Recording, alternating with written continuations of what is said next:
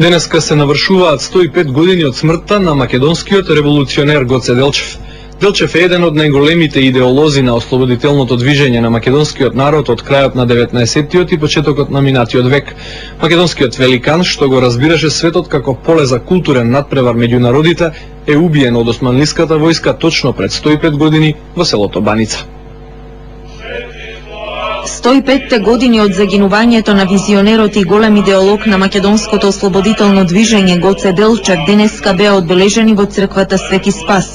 Со свечената литургија чиноначалствуваше поглаварот на Македонската православна црква господин Стефан.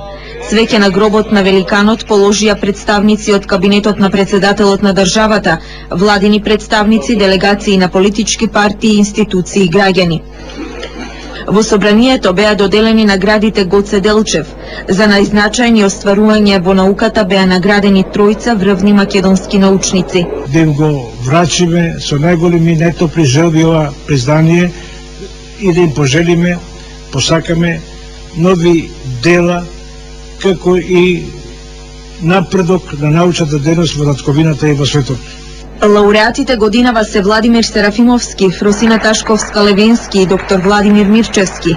Беа наградени за научни достигнувања во областа на медицината, општеството и математиката.